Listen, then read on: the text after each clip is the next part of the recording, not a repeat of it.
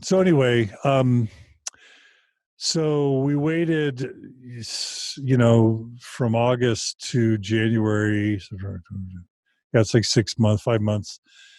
And then finally we got the final letter for a disciplinary council in January. I don't know why it took 5 months. Maybe they were just giving me time. Maybe they wanted the Kate Kelly media storm to die down. Maybe they were just monitoring me to see if I'd change. I don't know. But the last meeting we had was super short. It was 10 minutes long. And I'm going to play it really quick just to be comprehensive. But it was super short, and it was super curt. He wouldn't allow us to talk about anything, and he was just there to deliver the letter. And then we had the disciplinary council. So just for the sake of being super thorough, 10 more minutes and then a conclusion. Here are the final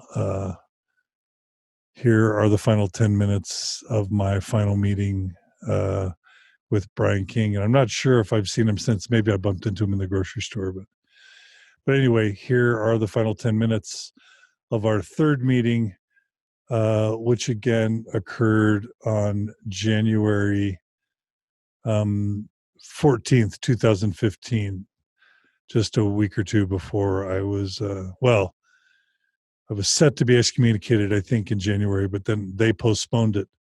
And we'll talk about that in a second. But here's the final meeting.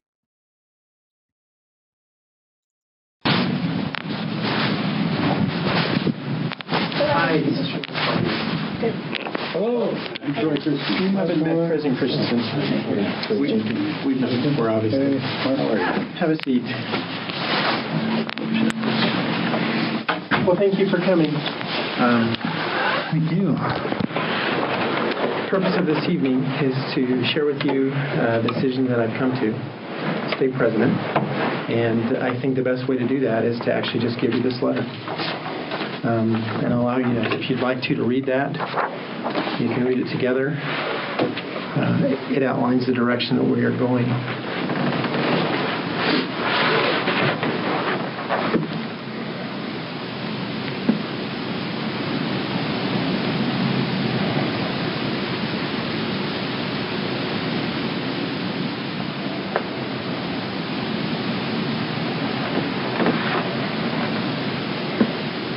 Okay.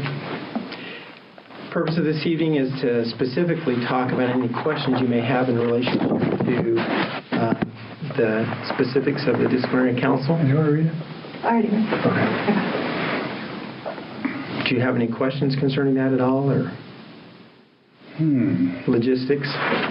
Or is that date an available date for you? I'm going to have to check on the date. That's fine. I would like to have another alternative date, and then we run into things that it's coordinating several different people's schedule, but your schedule, of course, is first priority. Okay. Excellent.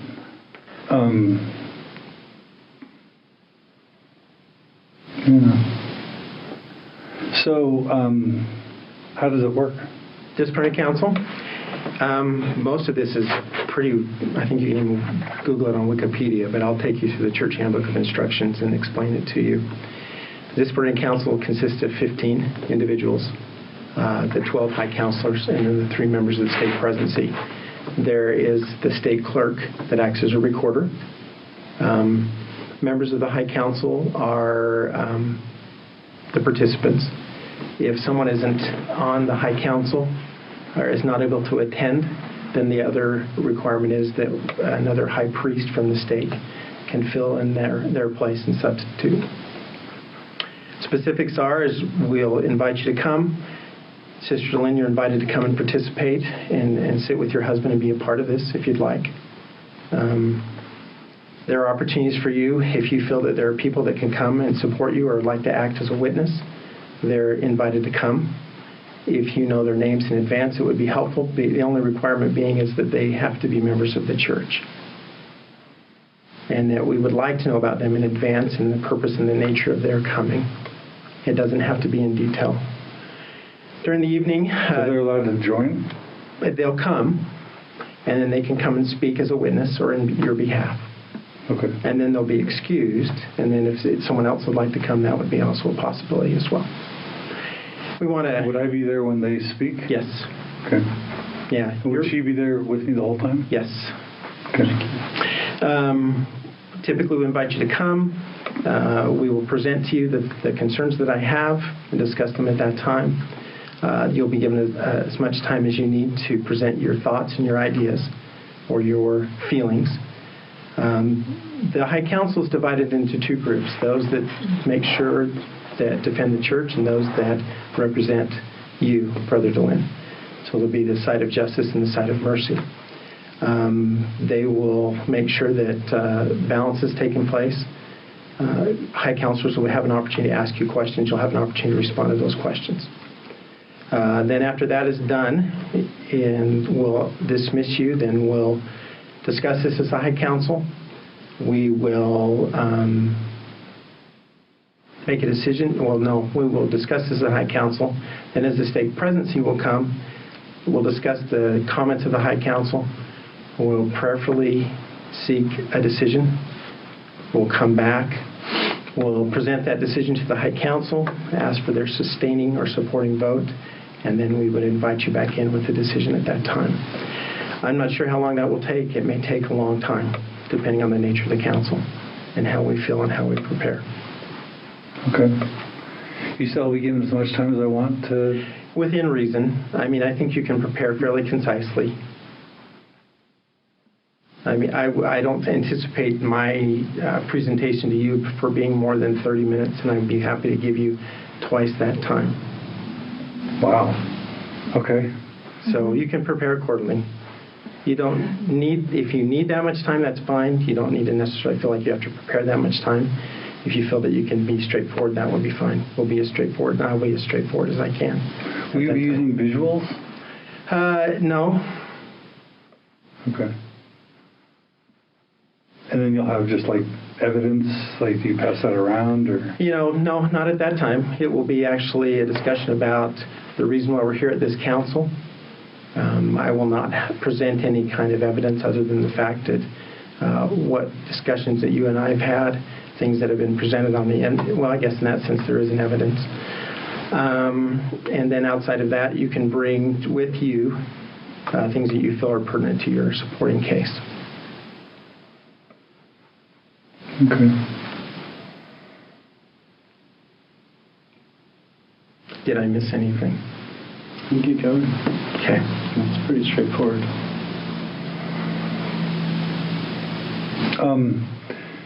When we met in August and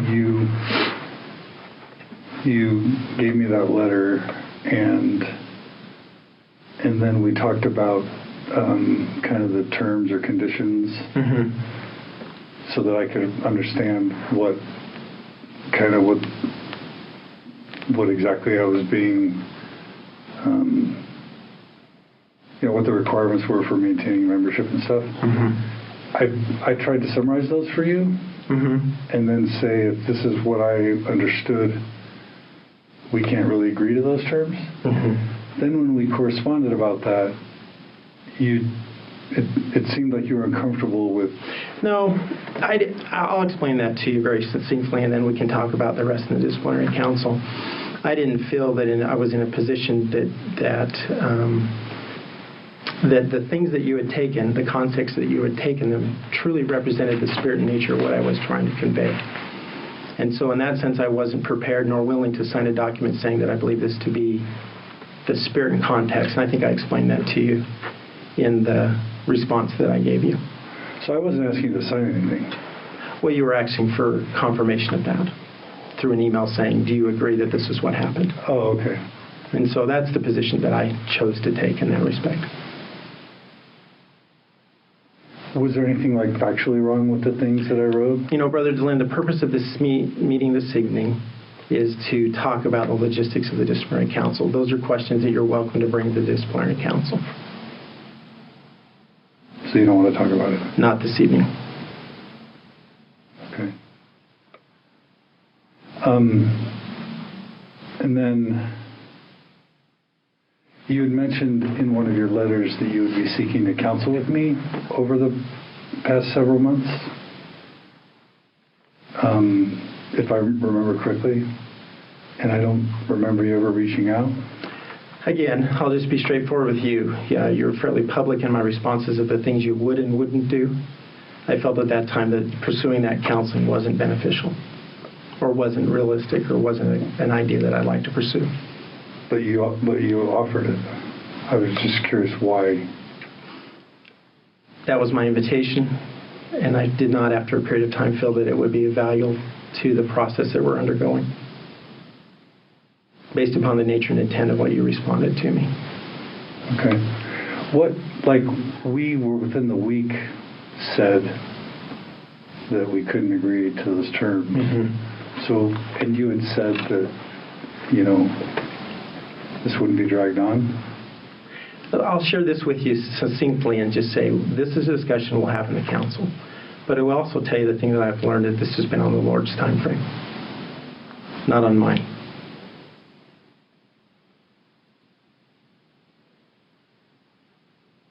Okay.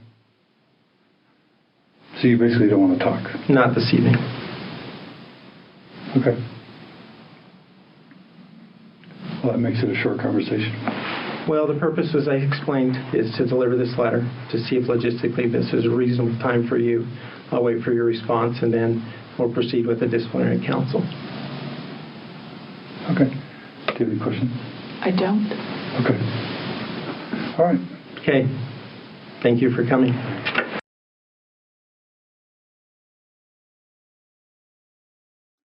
So that was it. That was our last, my last interaction with Bryan King. So yeah, between our second and third meeting, he did not ever attempt to counsel with me. And to be honest, I think I made it really clear really soon after that I couldn't accept those terms, that Margie and I couldn't accept those terms.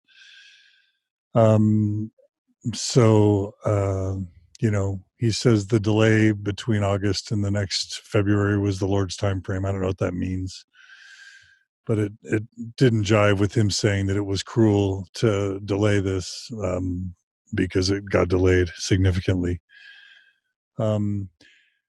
So once I got that letter telling me I had an official disciplinary council date, a bunch of dear friends scheduled a big vigil. People bought flights and everything, and it was going to be in late January. And then last minute, the church changed the date of the disciplinary council back into February. So all those people that had made plans, all the people that bought tickets, all that stuff, as I recall, got scrapped.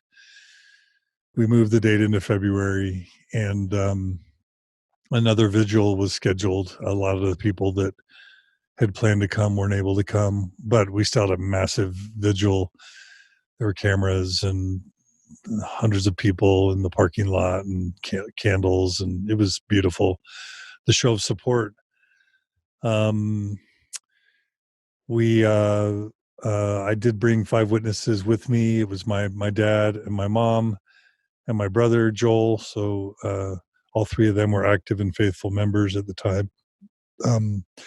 And then I brought Bill Bradshaw, my professor from BYU and my collaborator on my LGBTQ research, and then Mike Cuband, who was a courageous member of my ward, who came to testify on my behalf. When Margie and I got into the council, the stake building was on lockdown. They actually had a driver with like a security thing in his ear parked outside my house to kind of like report when I left the house and when we were driving to the church, and they had security all around the building, and there were people with signs, and some of the signs weren't very nice against, President King. And we actually got rid of the mean signs because we didn't want this to be an uncivil kind of thing. But we went to the Relief Society room and waited with my witnesses. They made us sign an agreement that I wouldn't record the disciplinary council. I did bring a recorder anyway, and I was going to record, but then Margie asked me not to, and I just felt bad about signing that and then recording anyway and kind of lying. I don't know. It was complicated, but I turned off the recorder, didn't record. Margie and I got called in. Oh, they'd like checked our bags and, made us sign these agreements and stuff. And then we went in, Margie and I, and there were, the stake presidency was at the head of the table. And then the 12 men were all circling around the table. And they never talked the whole time. Not one member of the stake high council ever spoke once. No one on my behalf, no one against me. They were just silent. The stake president, Brian King, read, a very tightly scripted thing where he, clearly vetted by Kurt McConkie and whoever, he read, the charges. He did present evidence and he read it and he handed out little worksheets with all the evidence against me. And he gave me 1 hour to make my case. I gave each of my witnesses 5 minutes, and then that left me 30 minutes. And I basically made the same points that you would have heard me make throughout these 4 different sets of interviews. All the typical truth claim stuff, LGBTQ stuff, feminism stuff, racism stuff. I just laid it all out there. It seemed like the Stake High Council was kind of not paying attention. People were looking at the walls. There wasn't a lot of direct eye contact. And one thing that was interesting is even though Brian King wouldn't answer my questions in our final meeting, and he said we'll talk about it during the disciplinary council. In the disciplinary council, he gave me very clear instruction that I couldn't ask any questions of him, that it was me being interrogated, not him. And so I was never, during the disciplinary council, ever allowed to ask any questions of anyone. It was just, they read the charges. I, along with my witnesses, testified, and there was no conversation the whole time. No dialogue. It was very cold, very clinical, almost like an operating room where a limb had to be cut off. And Brian King kind of made it very antiseptic and efficient to cut off the member, so to speak. And then we were dismissed, and we went outside, and there was a huge throng of supporters. We were really touched by the support. They had this candlelight vigil. Margie and I spoke on the steps of the church building and said we wanted to move forward in a constructive way, and we've tried our best to do that. And that was it. And then I think it took them a day or two to actually deliver the verdict, which was I was excommunicated. And then the media storm hit, and all the New York Times and Wall Street Journal and, the press in the UK and NPR and Salt Lake Trib eventually. Peggy was super mad, and she didn't want to talk to me for a while. And then when she did, she was really, really snippy and angry. I don't blame her. I understand why she wanted the scoop. But I stand by our decision to go with the New York Times first over the Salt Lake Tribune, as much as I appreciate and value the Salt Lake Tribune. And honestly, Peggy's been in many ways, a great resource over the years for what she's done. But in my case, she was super unprofessional. And I lost a ton of respect for Peggy Fletcher Stack that day and those days. But she's also done great work. So it's just a professional difference, I'm sure. And yeah, so we've been continuing ever since. Mormon Stories continue strong. We're 5 years past this now. The Open Stories Foundation stronger than ever. We had our best year ever in terms of downloads and views. Like, interestingly, downloads and views have increased every year since. There's a huge spike around 2015, and it just has kept going. The growth rate, with our podcast has been phenomenal. So I do think it's kind of backfired in many ways. They have succeeded in kind of stigmatizing and labeling me so that people are afraid to like my comments or posts on Facebook, and they're afraid to be seen with me. But then in private, I get all sorts of messages and phone calls and meetings with bishops and stake presidency members and members and elders quorum presidents and relief society presidents. And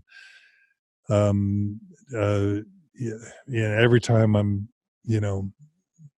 I can't go anywhere without people just expressing gratitude for what we've done. My family's rebounded. Margie resigned the day after the disciplinary council from the church.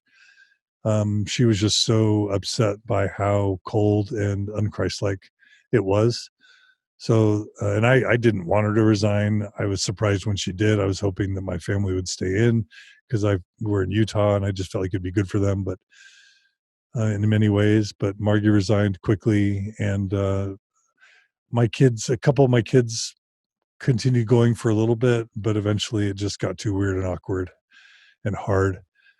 And eventually all my kids left the church too. And since then, I've had children come out as LGBTQ, which is something I didn't ever even have a clue about before the disciplinary council.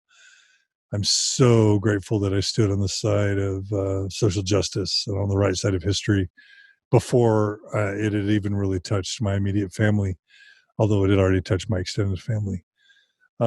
It's been hard to rebuild a life without the church, but Margie and I literally have the best marriage we've ever had. We're 26 years into our marriage. We've had an amazing, phenomenal marriage for the past 7 years, 8 years now.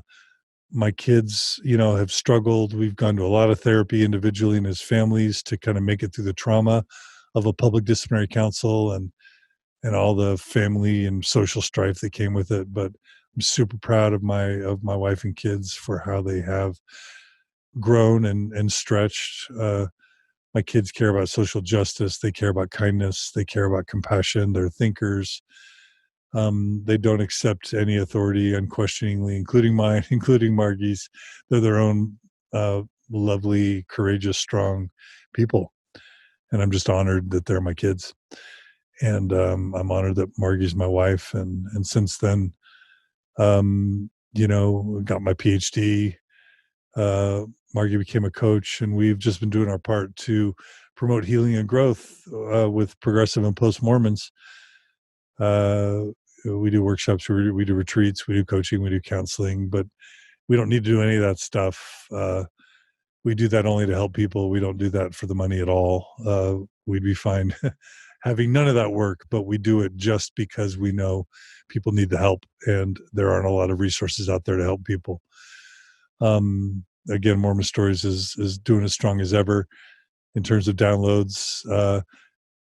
Donations have been up and down because we did lose donors, but we did have our best year ever last year, and we're hoping for a decent year this year. I think in 2020 donations are down, honestly, but we're hoping.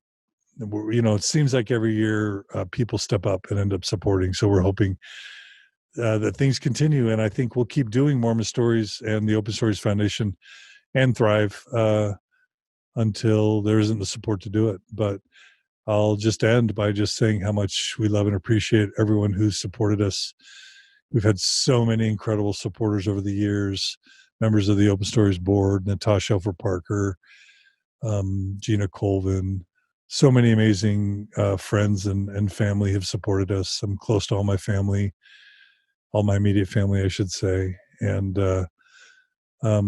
so many listeners and supporters have been there for me and Margie and our family in just a million ways. And we'll probably never be able to repay all the kindness that's been showed to us. And honestly, I'm sure there are people that don't like me or what we've done. But the amount of positive feedback we get all the time still is just overwhelming. And I think people's gratitude is growing.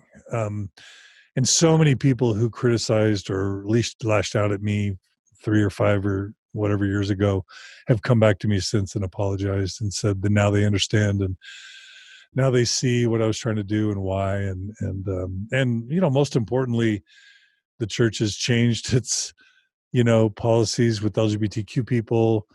They rolled back the November 2015 policy. If you look at the recent General Handbook of Instruction changes, they're changing how they deal with LGBT people. They're trying to elevate the status of women. The essays, they continue to do things to promote more factual church history. And now they've even completely restructured the church disciplinary process, taking out the name disciplinary council, taking out the names excommunication and disfellowshipment, trying to push these decisions down to the local level. Now stake presidency, stake high councilmen aren't even required at these meetings. Apostasy's been taken off the list for mandatory excommunication. It's so humbling. And now BYU's honor code is allowing gay lesbian students to date and even kiss and hold hands and hug. Who knew that the church would be so amenable to change? And that's really, honestly, it's why we started in 2005. We just thought we'll try and help the church change in the positive way. We'll try and do it from the inside. We'll do it from the inside as long as they let us. And if we have to do it from the outside, we will.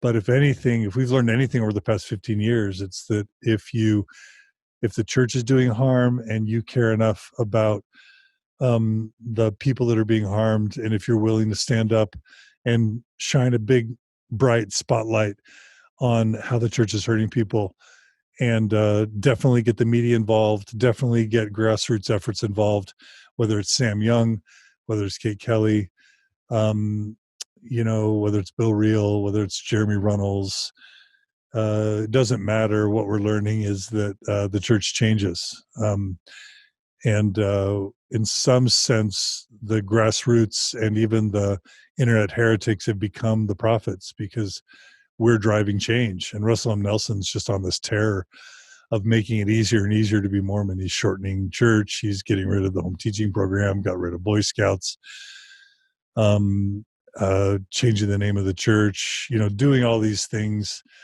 to just make it easier and easier and easier to be Mormon, getting rid of the high priest group, merging high priests and elders, just so many decisions, because the church is hemorrhaging. They're losing their millennials. They're losing their 30 and 40 somethings, their 50 somethings. The church is kind of in free fall, and not as bad as other religions, to its credit. But the church is, as I told Brian Hunt, as I told Bryan King, as I told, everyone basically, they can excommunicate me, but the problem isn't going to go away, and it'll probably make the problems worse. And I think that's exactly what's happened, is that by excommunicating me, maybe in some ways they just made our movement stronger, gave it more attention. More people left as a result, and I think they did make the wrong decision there. But it's their decision to make, their club, their rules. So I think the church is still reeling and trying to deal with the mass hemorrhaging and defection. They got rid of Daniel Peterson, the Maxwell Institute. Now Spencer Fluman runs the Maxwell Institute. Ironically, they brought Terrell Givens back in to BYU, and even Phil Barlow. People that I interviewed on Mormon Stories are now running the Maxwell Institute, which is really fun. And now the church has moved away from old style apologetics to what we call poetigetics or neo-apologetics, where the church is moving away from the claims that the Book of Mormon is a translation. Now it's a revelation. And the church is moving away from claims that the Book of Abraham is a translation. And they're basically conceding all the historical and cultural problems that we've been acknowledging for a long, long time. And they've had to change, stop using, they invested millions, hundreds of millions of dollars on the I'm a Mormon campaign, only to have Russell M. Nelson say that it's a victory for Satan to even use the term Mormon. and they're walking away from that massive investment in their brand name because they realize that the name they've created for themselves is an embarrassment and is actually works against the church's best interests. So the church is no longer Mormon, no longer using the term Mormon, and now they're just using the full name of the church and really trying to emphasize Jesus Christ and trying to become more of a mainstream Christian church and change the name of their website. And I mean, it's just the changes go on and on. The final thing that's really interesting is just the fact that the church has recently been exposed to have over $120 billion just at Ensign Peak reserves alone.